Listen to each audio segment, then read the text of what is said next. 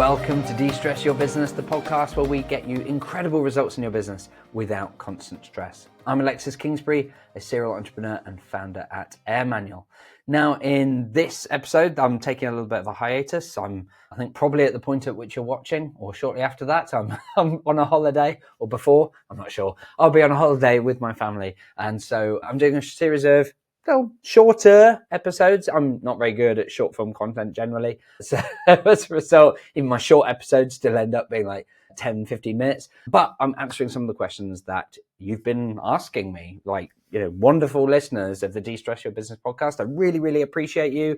I particularly appreciate it when you reach out and you give me feedback, whether it's 5-star ratings or on social media, or some of you directly and in person, perhaps when I've been speaking at events or whatever. So firstly, thank you. Please continue to do that. It genuinely makes a really big difference, because sometimes doing a podcast like this can feel like just speaking out into the ether, and sometimes you don't get much back, and you might see like ups and downs in the stats, and it doesn't really tell you anything. So in these episodes, that's hiatus period, I'm going to do some relatively quick fire ones. The question that I've been asked this time to cover, based on a few different questions that were asked.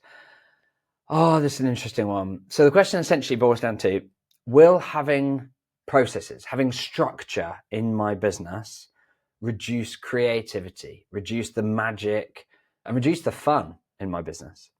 So I remember meeting someone at an event that I spoke at, where this business owner, relatively new, starting out, and she said that she didn't want to put structure in her business because she was creative and liked freedom and wanted to have a business that was fun. And it was interesting because the conversation that we had, we talked about, okay, that's awesome. Those are things that I want in my business. Why do you think that structure will remove those? And she wasn't able to quite put a finger on it. It was just a feeling of, or I just feel like if I had a business that was structured, that I would lose this sense of freedom and creativity and so on. My experience has been the exact opposite. The businesses that I've found have been most oppressive and restrictive on creativity and freedom and fun have been those that are chaotic rather than structured. They're the businesses where everyone's having ad hoc meetings all the time, because it's just like, oh, I quickly need you and I quickly need you and so on.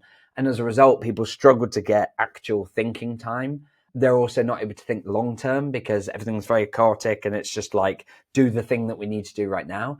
And it can feel good at the time, frankly. It can feel like, oh yeah, we're doing so much. And some of those workplaces can feel fun in some ways, in the sense that it can feel like, you're all just hustling to achieve a thing. One of my big consulting clients in the early days, and I've worked with them for over a decade, was at Sony PlayStation. And that was a perfect example where in the 90s, with the first PlayStation coming out, like that was an incredible place to be and to work, right? It's basically a startup and sort of environment that was creating something brand new and entering a market that was brand new to them, and everything was just like move really fast and do some stuff and hopefully this works, but with a lot of investment and time and tech and so on behind it to create something that was truly special. But it still wasn't a huge team. It was, I believe that certainly based in the UK, I think it was under 50 people. To contrast that, now you're talking about thousands of people across Europe alone, never mind thousands in the US and then thousands in Japan and so on. So it's like, it's the scale of what they're doing has increased. And so back then, it was very, very exciting doing all of these things. But what happened as they grew is some of that energy sort of continued, but some of the chaos continued. And so what I saw when I worked with them many years ago, it's improved significantly now, but when I first started working with them, some of the challenges that they had was that they had teams that were approaching burnout at the time, or they had teams where they're really struggling to collaborate effectively between different teams across the organization. And so they would, as a result of not not having structure, not having meeting rhythms, not having clarity on roles and responsibilities, not having processes with clear handovers, not having clear KPIs and agreement over what they're trying to achieve together. As a result, there was a lot of frustration and sometimes blame and long hours, and people just getting kind of fed up with each other. Fortunately, you had some great leaders saying, we don't want this to continue. And so as the business grew, started looking at, okay, what do we need to do as an organization? And so I think the very first project that I did with them was like back in 2010, something like that, where we were working with them to essentially diagnose what were the problems for how these teams were working together. And ultimately, it came down to that lack of structure. It came down to that lack of clarity over what were even each of the teams responsible for. And so if you imagine that it wasn't clear between one essentially sort of sales and marketing organization within a country versus the European base versus the ops team and the third party marketing and first party marketing and all these sorts of things, it wasn't clear what they were each optimizing for and how they're expecting to work. And it wasn't even clear like who you would interact with unless you'd been in the organization a long time and knew all the people and so on.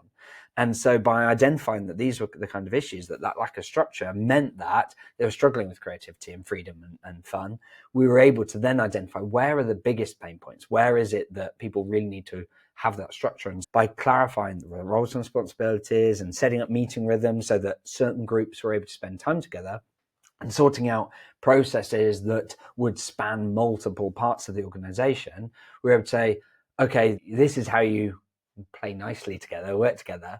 But as a result, that created more room for creativity.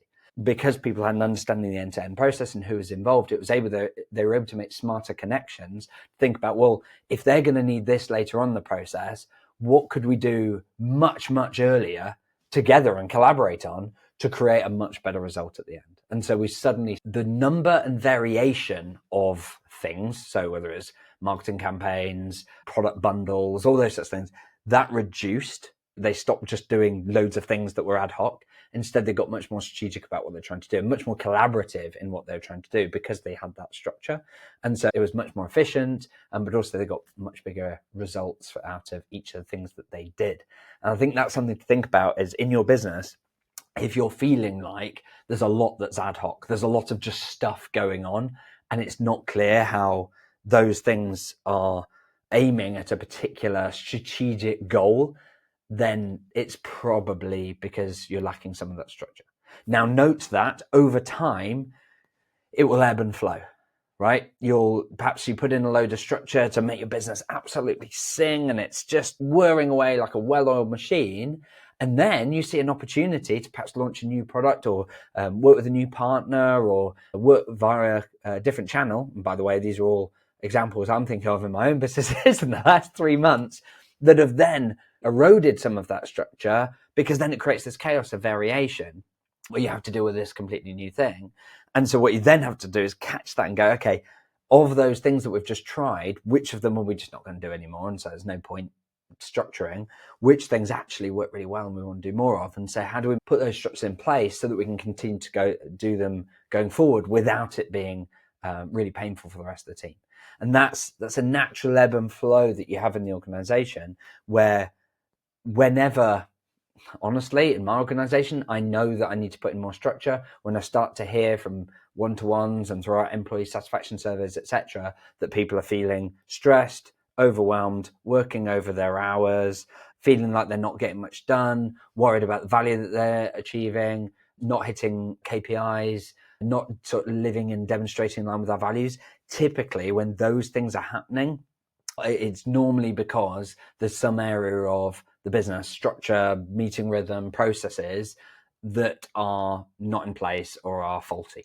And so we shine a light on it and we say, okay, what needs to exist? What's lacking that's causing this problem? And typically, whether it's, make it easy to follow up after calls, or fixing an automation that's broken that then works, or simplifying a product range or a series of options. Like, those are all things that you can kind of look at and go, oh yeah, I see why that's causing so much problem for that team. Let's get that clearer, structured. And as a result, it creates more space for everyone to be able to enjoy what they're doing and work on more exciting things. And so rather than just feel like they're doing the day-to-day in getting things done. So there you go. So that's my view on whether structure and processes reduce creativity, magic, and fun. I don't think they do. I think they amplify it and actually make it more possible. And in fact, in episode 117 of the podcast, I talk in detail about how you can thread the magic specifically through your processes, making sure that you've got your brand, your values through your processes so that you can create a business that is remarkable and that has that special magic and quality even as you grow. So do check out that one as well. But otherwise, I hope that's been useful. I'd be really interested in your own view on this. What's been your experience? Perhaps previous companies that you've worked at, how structured were they? What do you feel the impact was on the creativity, the magic, the fun? What's it like in your current place of work? Structure versus chaos, and what's the impact of that?